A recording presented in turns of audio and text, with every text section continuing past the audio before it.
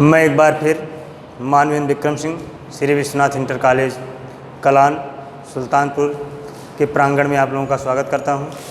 प्यारे बच्चों, आज मैं कक्षा 8 का सामाजिक विषय उप विषय नागरिक शास्त्र में पाठ 1 हमारा लोकतंत्र के विषय में आप लोगों को हम बतलाएंगे, उसका अध्ययन करेंगे। लोकतंत्र क्या है। आप लोगों के पाठ में दिया है कि गांव में प्रतिदिन चौपाल लगती है। वर्तमान समय में एक 80 साल की वृद्ध औरत महिला जो कि स्वतंत्रता संग्राम सेनानी भी रह चुकी है और वर्तमान समय में ग्राम प्रधान है, वह चौपाल लगाती है और गांव के लोगों से पूछती है कि जिसको कोई भी परेशानी हो वह हमसे अपनी परेशानी बताए, ताकि जिसका निवारण मैं कर सकूं या करवा सकूं। करवा कैसे सकती हूं? मैं उसका निवारण करने के लिए सरकार से आपकी बातों को रखूंगी, जहां सरकार के द्वारा आप लोगों को दिशा निर्देश दिया जाएगा। तो इस बात को सुनकर उसी बीच में से, चौपाल के बीच में से एक सज्जन पूछते हैं कि काकी, यह सरकार हमारी बात क्यों सुनेगी, कैसे सुनेगी? तो काकी ने कहा कि अब हम अंग्रेज़ों के गुलाम नहीं हैं, हमारा देश लोकतांत्रिक हो गया है, हम लोकतंत्र में हैं, हम अपनी बात किसी से कह सकते हैं। तो लोकतंत्र की जिज्ञासा सुनने के बाद उसी बीच में से एक औरत ने पूछा कि काकी, लोकतंत्र क्या है? भाई, किस चिड़िया का नाम लोकतंत्र है? ये लोकतंत्र आपने बता दिया, तो ये कौन सी चिड़िया है जिसको लोकतंत्र आप बता रही हैं, जिसमें हम सब कुछ सुन सकते हैं, कह सकते हैं, अपने विचार को रख सकते हैं? तो काकी ने कहा कि लोकतंत्र लोगों का शासन है। अच्छा, लोगों का शासन का मतलब यह नहीं बेटा कि हम एक दूसरे के ऊपर शासन करें, नहीं, एक दूसरे के ऊपर शासन करना नहीं होता। लोकतंत्र की सीधी परिभाषा है जनता के द्वारा, जनता के लिए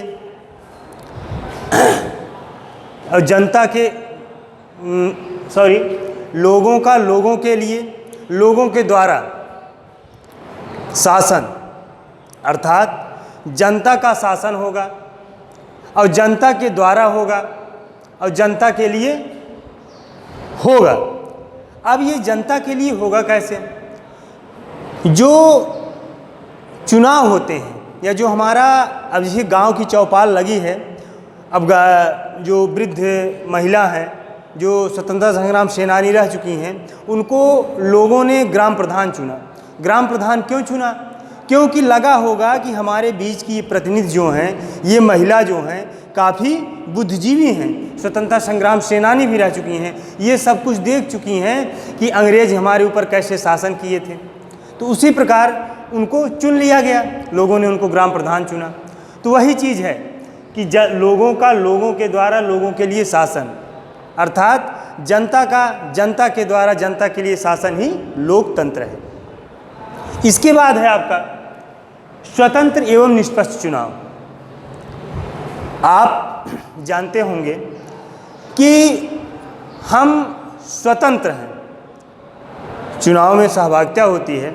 अच्छा, चुनाव में जो सहभागिता होती है उसके लिए, जिनकी सहभागिता होती है उसके लिए हमको 18 वर्ष से कम की आयु का हम वोट नहीं कर सकते। हमारे कहने का तात्पर्य है कि जो 18 वर्ष से कम की आयु का होगा वह हमको चुन नहीं सकता है। जो वयस्क होगा वही अपने मत का प्रयोग कर सकता है।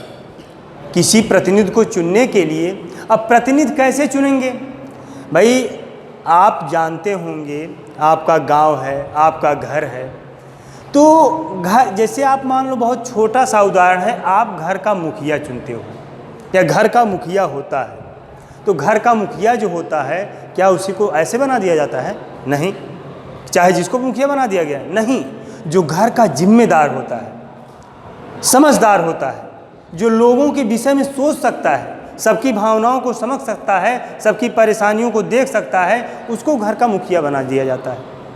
तो घर के लोग उसको मानते हैं कि मुखिया है, वो बुद्धिजीवी हैं। उसी प्रकार हम प्रतिनिधि अपने बीच से चुनते हैं जो कि हमारी बातों को, जनता की बातों को सरकार तक पहुंचाएंगे। अर्थात अब चुनाव होता है तो उसमें स्वतंत्र एवं निष्पक्ष चुनाव का विवरण होता है, क्योंकि जब हम स्वतंत्र होंगे, किसी प्रकार का भेदभाव नहीं करेंगे, तभी हम अच्छे लोगों को चुन सकते हैं। क्योंकि स्वतंत्र एवं निष्पक्ष चुनाव की प्रणाली में हम किसी ऐसे व्यक्ति को ना चुन लें जो कि हमारे अनुरूप ना हो, हमारे लायक कार्य ना करता हो और हमारी बातों को किसी दूसरे से कह ना सकता हो। यही चीज़ होता है।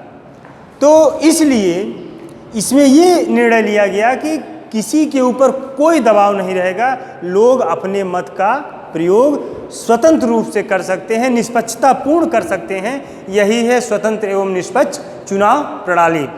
इसके बाद है निर्वाचन आयोग। अच्छा, चुनाव तो हो रहा है, चुनाव होगा कैसे? चुनाव हो रहा है, लेकिन चुनाव होगा कैसे?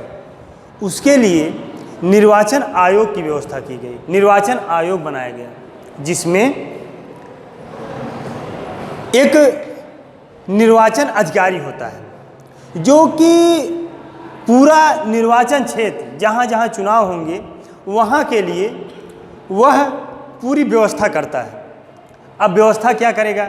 सरकार द्वारा, या आप कह सकते हैं कि प्रशासन के द्वारा उसको पूरी प्रशासनिक जिम्मेदारी दी जाती है कि जहाँ चुनाव हो रहा है वहाँ कोई गड़बड़ी ना होने पाए, कोई दुरुपयोग किसी चीज़ का न करने पाए।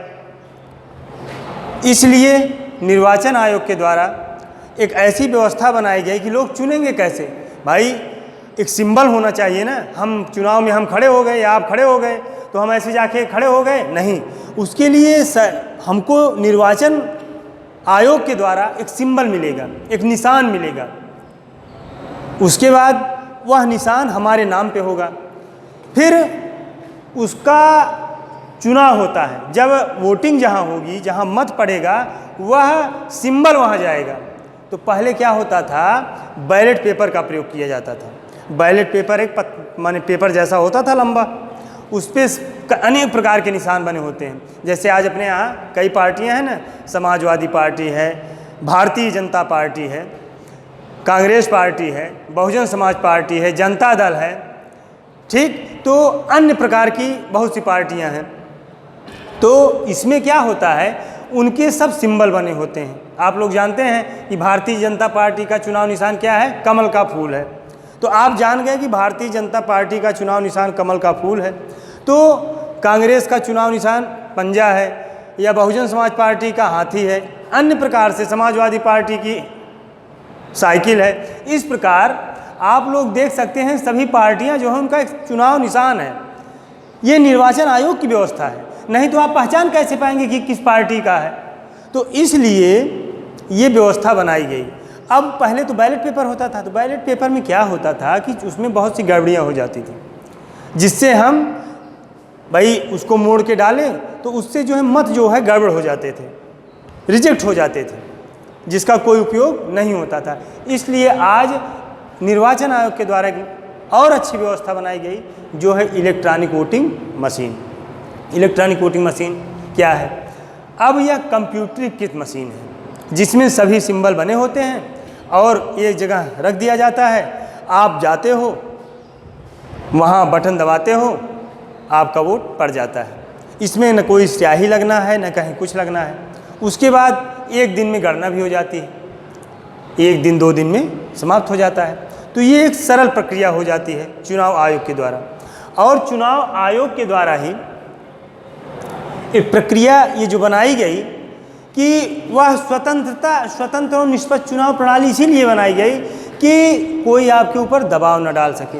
मान लो अगर स्वतंत्र और निष्पक्ष चुनाव प्रणाली ना होती तो कोई भी इंसान होता, खड़ा हो जाता, ज़बरदस्ती वोट डलवाता, ठीक। तो ये सब है।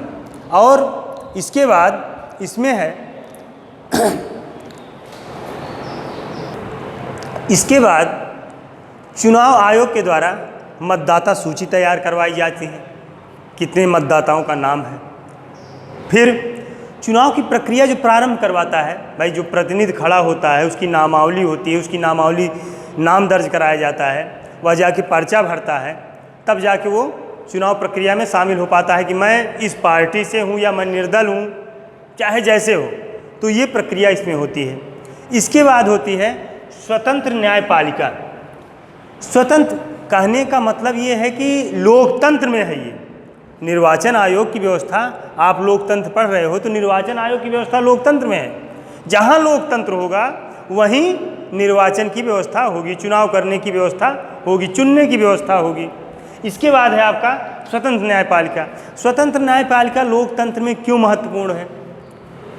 न्यायपालिका जो होती है लोकतंत्र में स्वतंत्र न्याय करती है, स्वतंत्र होती है कि उसका किसी के ऊपर कोई दबाव नहीं होता है। आप कोई गलत काम करते हैं तो आपको अपराध मिलेगा, उस पर किसी राजनैतिक पक्ष का दबाव नहीं होगा। ठीक, ये स्वतंत्र न्यायपालिका कार्य होता है। इसके बाद है आपका मौलिक अधिकार। मौलिक अधिकार जो होते हैं 6 होते हैं। आपको पहले बताया जा चुका है कि मौलिक अधिकार 6 हैं। जैसे समानता का अधिकार हुआ, स्वतंत्रता का अधिकार हुआ, शोषण के विरुद्ध रक्षा का अधिकार हुआ, धार्मिक स्वतंत्रता का अधिकार हुआ, शिक्षा का अधिकार हुआ, संवैधानिक उपचारों का अधिकार हुआ। तो इसमें क्या है, मौलिक अधिकार जो लोकतंत्र में मिला है आप लोगों को, कि ये ऐसे आपको मौलिक अधिकार प्राप्त हैं कि आप समान हैं, आपके ऊपर कोई कोई भेदभाव आपके साथ नहीं किया जाएगा। आप शिक्षा के अधिकारी हैं, स्वतंत्र हैं, कहीं भी आप बोल सकते हैं। अगर नहीं बोल सकते, अगर आप स्वतंत्र ना होते तो आप चुनाव कैसे देते और आप चुनाव में खड़े कैसे होते? तो ये सब आपको अधिकार प्राप्त हैं कि आप स्वतंत्र हैं। कहीं संघ बना सकते हैं, अगर संघ ना बनते तो कैसे पार्टियां बन जाती? अगर आप स्वतंत्र ना होते तो संघ जो बनते हैं, संघ का मतलब पार्टी गठित करना। अब जैसे भारतीय जनता पार्टी है, ये पार्टी कैसे बन गई? क्योंकि इसमें आपको स्वतंत्रता दिख रही है, इसमें कोई रोक टोक नहीं है, आप कहीं भी भाषण दे सकते हैं, कहीं भी बोल सकते हैं। ठीक, आज के समय में स्वतंत्रता आप देखते हैं सबसे ज़्यादा मीडिया, जो मीडिया होती है ये सबसे ज़्यादा स्वतंत्र है। सबसे ज़्यादा का मतलब, अगर कोई बात आज तक आप लोगों तक पहुंचती है, कहीं कोई बुरा प्रभाव हो रहा है, कोई कांड हो रहा है, कोई देश पे विपदा आ रही है, आपदा आ रही है, या किसी प्रकार का अनैतिक आचरण कहीं हो रहा है, तो उसकी सूचना मीडिया के द्वारा तुरंत आप लोगों तक पहुंचती है, जिससे जिसको हम चुनकर भेजते हैं लोकतंत्र में, वह हमारी बातों को सरकार तक पहुंचाए। और सरकार वही है जिसको हमने चुना है। हमारी बातों को सरकार तक पहुंचाए, जो कि समूह में बैठकर उस पर चर्चा परिचर्चा करें कि क्या गलत है, क्या सही है, इस पर क्या कानून बनना चाहिए। एक चीज़ और आप लोगों को बता दें, ये लोकतंत्र शब्द जो है हम लोग जानते हैं, डेमोक्रेसी जो है, जनतंत्र भी है, इसको हम जनतंत्र कहते हैं, लोकतंत्र कहते हैं, प्रजातंत्र कहते हैं, डेमोक्रेसी है। यह हमारे मन का उपज आज का नहीं है। जब हम लोग गुलाम थे, आज़ाद नहीं थे, उसी समय से लोकतंत्र की भावना हम लोगों के मन में आई है, यह अवधारणा जागृत हुई। क्योंकि जब राजा का शासन होता था, भाई उस समय अंग्रेज़ों का शासन था, वो नए नए कानून बनाते थे, हमारे ऊपर थोप देते थे, हमको ज़बरदस्ती करना होता था। राजा का लड़का हुआ, वो कानून बना। अच्छा, जो कानून बनाया जाता था वो अकेले नहीं, लोगों के बीच में, माने सब लोग समूह में इकट्ठा हो जाते थे, सबकी बातें सुनी जाती थी, लेकिन कानून राजा बनाता था। लेकिन अब ये नहीं है। अब आप लोग बनाएंगे कानून। आप लोगों का मतलब, भाई आपने जिसको चुना, आपने अकेले तो किसी को चुना नहीं, आप सब लोगों ने अपने बीच से चुना है। भाई आप गांव का मुखिया चुन लिए, गांव का मुखिया जिसको चुने अपने बीच से चुने, आपको अच्छा लगा तभी तो चुने। इसका मतलब यह है कि आपकी बात वह दूसरे तक पहुंचा सकता है, कर सकता है, गांव का विकास कर सकता है, इसलिए चुना ना।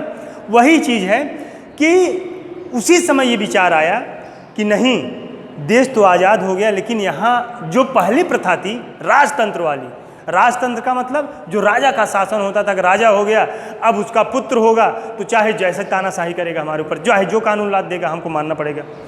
अब ये व्यवस्था खत्म करके हमको लोकतंत्र लाना पड़ेगा, जनतंत्र लाना पड़ेगा, प्रजातंत्र। इसलिए प्रजातंत्र कहा गया क्योंकि प्रजा का शासन है और लोगों का शासन है। ठीक, तो ये जब होगा तो उसमें क्या होगा कि हमारी बातें सब सुनेंगे, हम कह सकते हैं क्योंकि हमने ही चुना है, हमारे द्वारा ही कार्य किया गया है, यही लोकतंत्र है। इसके बाद है आपका तो मौलिक अधिकार हो गया। मौलिक अधिकार में स्वतंत्र हैं आप लोग, माने हमने बताया ना कि सारी चीज़, हर चीज़ों की नागरिकता का अधिकार आपको मौलिक अधिकार के चलते ही मिला है। सामाजिक है, सामाजिकता है, आर्थिक है, और समाज में आप छुआछूत का कोई भेदभाव नहीं होगा, कोई ऐसा कुकृत्य कार्य नहीं होगा जिससे आपको कोई हे दृष्टि से देखे। अन्य धारणाएं लोकतंत्र में बनाई गई ताकि आप लोगों को समानता का अधिकार मिल सके, स्वतंत्रता का अधिकार मिल सके, आप लोग पढ़ लिख सकें। ठीक, ये है। इसके बाद है कुछ ऐसे हैं महिलाओं के अधिकार। अब महिलाओं के अधिकार में क्या है भाई, महिला है उसको कोई अधिकार मिलना चाहिए, जिसे कानून के समक्ष, कानून के समक्ष समानता। अब महिला है, अगर हम पहले आप लोग देखते रहे होंगे कि हमारे यहाँ महिलाओं और बच्चों में बहुत भेदभाव होता था। लड़का हो जाए, आप लोग तब से जानिए जब सती प्रथा होती थी भाई, अगर कोई घर में माने जो जेंट्स खत्म हो गया, कोई आदमी खत्म हो गया तो महिला भी ज़बरदस्ती उसको सती करवा दिया जाता था, ज़बरदस्ती उसको जला दिया जाता था। और यही नहीं, अगर बच्चे पढ़ने जा रहे हैं, लड़की है तो नहीं पढ़ने, लड़का पढ़ने जा सकता है, लड़की नहीं पढ़ने जा सकती, वो घर के बाहर नहीं निकल सकती, वो घर का बस चूल्हा चौका ही कर सकती है, खाना बना सकती है, पढ़ लिख नहीं सकती, वो अधिकारी नहीं बन सकती। लेकिन नहीं, आज हम 21वीं सदी में ऐसा पा रहे हैं कि महिलाओं को भी समानता है, कानूनी समानता है, हर विधिक रूप में सारी समानताएं हैं, जिसको हम लोग देखते हैं कि कानून के समझ में, कानून की नज़र में वो समान है। चाहे अगर वो अपराध करती है उसको, उसके लिए भी दंडित होगी, और कोई जितना दंड उसको मिलेगा उतना दंड किसी लड़के को भी मिलेगा, तो महिला भी पुरुष को भी मिलेगा। और महिला भी अब कहीं अपना वोट दे सकती है और चुनाव में खड़ी हो सकती है, माने आरक्षण उसको भी है। हर जगह जहाँ चुनाव हो रहे हैं वहाँ महिलाओं के लिए आरक्षण दिया गया कि वह भी चुनाव प्रक्रिया में भाग ले सकती है।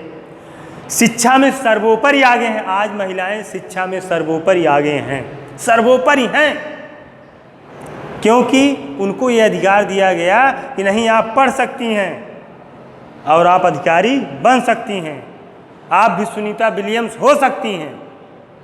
इसीलिए सुनीता विलियम्स पहुंची ना, अंतरिक्ष यात्री हुई। अगर वही अवधारणा होती कि नहीं पढ़ना है, नहीं लिखना है, तो सुनीता विलियम्स अंतरिक्ष यात्री हो पाती? नहीं हो पाती, कभी नहीं हो पाती।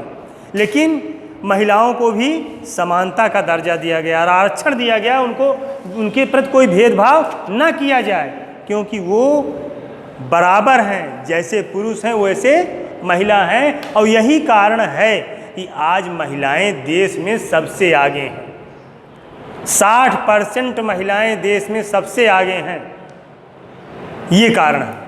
इसके बाद है, आप लोग जानते हैं कि अब जैसे कोई पुरुष जितना कार्य करता है, क्या महिला उतना कर सकती है? हो सकता है ना कर सकती हो, भाई उसको थोड़ा ताकत ज़्यादा होगी उसको, लेकिन कर भी सकती है, ऐसा नहीं है। इसीलिए इसमें ये प्रक्रिया अपनाई, समान कार्य के लिए समान वेतन, क्योंकि समान है सब कुछ, आपको मौलिक अधिकार मिला है, तो समान कार्य के लिए समान वेतन।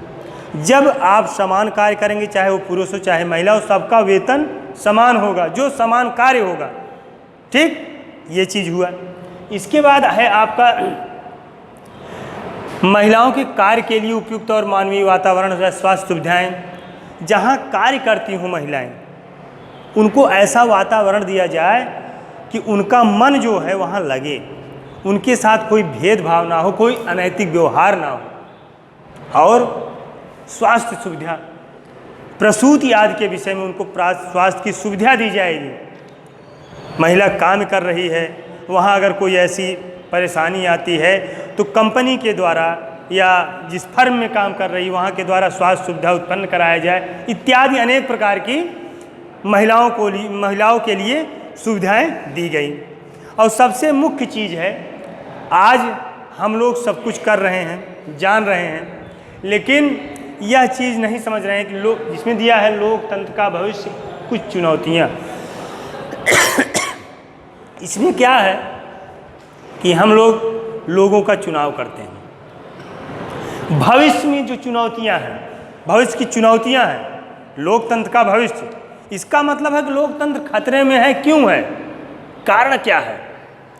कारण यह है कि आज हम लोग स्वतंत्र होते हुए, सबसे पहले दिया गया ना स्वतंत्र एवं निष्पक्ष चुनाव प्रणाली, लेकिन स्वतंत्र एवं निष्पक्ष चुनाव प्रणाली होते हुए लोकतंत्र में क्या हम लोग उसका उपयोग कर रहे हैं? क्या अपने बुद्धि का प्रयोग कर रहे हैं? आप लोगों को अधिकार दे दिया गया, आप पढ़ लिख, इसलिए शिक्षित एवं जागरूक होना सबसे ज़्यादा महत्वपूर्ण है। इसीलिए ये दिया गया है कि लोकतंत्र का भविष्य, क्योंकि जब ये सारी सुविधाएं हमको मिल गई हैं तो हम शिक्षित हैं, जागरूक हैं, उसके बाद क्या हम अपने लोकतंत्र को सुरक्षित कर पा रहे हैं? ध्यान दीजिए, आज हम अपने बीच से जिसको चुन रहे हैं, क्या वो सही है, इसका निर्णय लेने में हम लोग सक्षम हैं या नहीं। तो ये देखा जाए कि जहाँ ऐसी परिस्थितियाँ बन रही हैं कि हम लोग ऐसे व्यक्ति को चुन लेते हैं जो हमारी बातों को, क्या सरकार तक पहुँचाने की बात तो छोड़ो भाई, सरकार के 3 अंग हैं ना, एक तो हो गया केंद्र, दूसरा हो गया राज्य, तीसरा हो गया स्थानीय। सबसे नीचे तो मान लो प्रधान जी, जैसे सबसे पहले हमने आपको बताया कि काकी प्रधान हैं, स्वतंत्रता संग्राम सेनानी रह चुकी हैं, वो लोगों के विषय में जानती हैं, वो गांव का चौपाल लगाती हैं, लोगों का दुख सुख पूछती हैं। क्या आज आप लोग अपने गांव में, छोटी सी बात है, अपने गांव में ऐसी व्यवस्था कर पाते हैं कि प्रधान जी आएँ और चौपाल लगवाएं और हमसे पूछें कि भाई आपको कोई परेशानी है? नहीं। आज तो प्रधान जी आते हैं, नरेगा को खाते हैं, यही सुविधा है ना, लेकिन नहीं, ये हमारी कमियां हैं जिससे ये लोकतंत्र का भविष्य जो यहाँ लिखा गया है ये खतरे में है, ये हमारे लिए चुनौतीपूर्ण है। वो नरेगा खा रहे हैं, समझ लो। नरेगा खाने का तात्पर्य ये बेटा कि जो मनरेगा का कार्य होता है, जो पैसा आ रहा है, जो विकास के लिए आ रहा है, वो हम लोगों तक, स्थानीय सरकार है, ये नीचे नहीं पूरा हो पा रहा है, ऊपर की तो बात छोड़िए, ऐसा कहीं नहीं हो रहा है।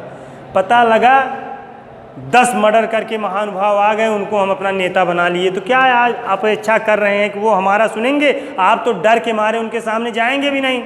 भाई 10 गनर लेके जो खड़ा हो गया, उसकी बात आप कर पाएंगे? उससे बात कभी नहीं कर पाएंगे। ये सब लोकतंत्र का भविष्य है। इसीलिए हमको शिक्षित एवं जागरूक होना है, अपने कर्तव्य के प्रतिनिष्ठ रहना है, कर्तव्यनिष्ठ रहना है कि हम अपने कार्यों को सुगमतापूर्ण करने के लिए किसी अच्छे व्यक्ति को चुनें, अपने गांव के विकास को करने के लिए किसी अच्छे व्यक्ति को चुनें। ऐसे व्यक्ति को ना चुनें जो पढ़ा लिखा भी ना हो, शिक्षित भी ना हो और बाहुबली हो, तो हम कोई कार्य नहीं कर पाएंगे। ठीक, उसके बाद भाई सांसद हो गए, विधायक हो गए, ऊपर जो जा रहे हैं, जब आप नीचे काम नहीं करवा पा रहे हैं गांव के बीच में रहने वाले व्यक्ति से, जो कि हमारे गांव के बीच में ही है, हम लोग उसके गांव के बीच में ही हैं, उसके साथ हमेशा हैं, जब उससे कोई कार्य नहीं कर पा रहे हैं, भाई गांव में नाली बननी होती है तो क्या हम डायरेक्ट प्रधानमंत्री जी से कहेंगे? प्रधान जी से कहेंगे। सोलर पैनल लगना है, सोलर लाइट लगनी है तो ब्लॉक प्रमुख जी से बात करनी है, लेकिन अब वो इतना गनर लेके उतर गए हैं तो क्या बात करेंगे उनसे? और सबसे मुख्य चीज़, चुनाव के समय आ गए, हाथ जोड़ लिए, उसके बाद आपके जेब में पैसा भी डाल दिए, आपको पिला खिला दिए, उतने दिन 5 साल में 5 दिन आपके साथ रहे, उसके बाद तो फिर 5 साल पूरा उनका ऐसा है। 5 दिन आपके साथ होकर पूरा 5 साल आपको बर्बाद करने पे लगे। भाई पैसा दे दिया, आपके ऊपर दबाव डाल दिए, जबकि सबसे पहला है यहाँ की स्वतंत्र एवं निष्पक्ष चुनाव। निष्पक्ष है, आप निष्पक्ष चुनाव कीजिए, किसको चुनना है, लेकिन पैसा ले लिए, दारू पी लिए। गांव में होते हैं ना कुछ लोग, शराब के लिए, पैसे के लिए ऐसे गलत व्यक्ति को चुन लेते हैं, बस 5 दिन के लिए, 5 दिन। और ये सोचना चाहिए कि जो हमको 5 आजीवन नहीं खिला पा रहा है, 5 साल नहीं खिला सकता है, वो हमको 5 दिन अगर खिला दिया तो क्या वो आजीवन खिला सकता है? 5 साल दिखाई नहीं दिया है, लोगों के बीच आया नहीं है, तो हमको खिला सकता है? नहीं। यही सबसे बुरी अवधारणा हम लोगों के बीच में होती जा रही है कि हम अपनी स्वतंत्रता को समझ नहीं पा रहे हैं, गलत व्यक्ति का चुनाव करते हुए चले जा रहे हैं, जिससे हम पतन की ओर जा रहे हैं। ठीक, तो ये है लोकतंत्र का भविष्य। जो भाई अधिक पैसा खर्च करके आएगा, भाई 5 करोड़ रुपए जो खर्च करके नेता बन जाएगा, सांसद बन जाएगा, विधायक बन जाएगा, तो क्या वो 5 करोड़ विकास में लगाएगा? कभी नहीं लगाएगा। क्यों लगाएगा भाई? वो अपना जेब गरम करेगा। तो यही लोकतंत्र का भविष्य है, यही उसकी चुनौती है, यही है। किसी विद्वान व्यक्ति ने कहा है कि समाज में दुष्ट व्यक्ति की दुष्टता नहीं, समाज में दुष्ट व्यक्ति की दुष्टता नहीं, बल्कि अच्छे लोगों की निष्क्रियता ही समाज को पतन की ओर ले जाती है। सत्य है, जो दुष्ट व्यक्ति होगा उसकी दुष्टता से हमें कोई प्रभाव नहीं पड़ेगा, लेकिन जब हम अच्छे हो के अपना कार्य नहीं करेंगे तो समाज तो पतन खाई में जाएगा ही। भाई दुष्ट व्यक्ति को अच्छा बनाया जा सकता है, बुरे व्यक्ति को अच्छा बनाया जा सकता है। जब वाल्मीकि महर्षि बन सकते हैं, डाकू वाल्मीकि महर्षि बन सकते हैं, तो कोई भी बुरा व्यक्ति हो वाल्मीकि नहीं बन सकता है। क्यों नहीं बन सकता है? लेकिन नहीं बन सकता है क्योंकि आज महात्मा बुद्ध जैसे लोग नहीं हैं, भगवान राम जैसे लोग नहीं हैं। सोच, जिसकी सोच अच्छी नहीं है, जब हमारी सोच अच्छी हो जाएगी तो यही जो लोक चुनौती है, ये चुनौती उसी दिन समाप्त हो जाएगी, समाज एक उन्नत के मार्ग पर चलेगा। ठीक, इसके बाद है एक है शब्द आदर्श आचार संहिता। आदर्श आचार संहिता सीधे शब्दों में बेटा, छोटा सा पॉइंट, ये निर्वाचन आयोग की व्यवस्था है। जिस समय चुनाव होता है, जिस समय लोकतंत्र में जब चुनाव होता है तो लोग चुनाव का प्रचार करते हैं। चुनाव के प्रचार में आदर्श आचार संहिता के समय यह किया जाता है कि आपको इससे ज़्यादा नहीं खर्च करना है, और इतने से इतने के बीच में इतने टाइम तक प्रचार करना है, ज़्यादा शोरगुल नहीं करना है, किसी से उसका नुकसान ना हो, ऐसा कोई कार्य नहीं करना है। यही है आदर्श आचार संहिता, जिससे किसी का कोई दुष्प्रभाव ना हो, दुष्परिणाम ना निकले। यही है आदर्श आचार संहिता। इसके बाद हम आपको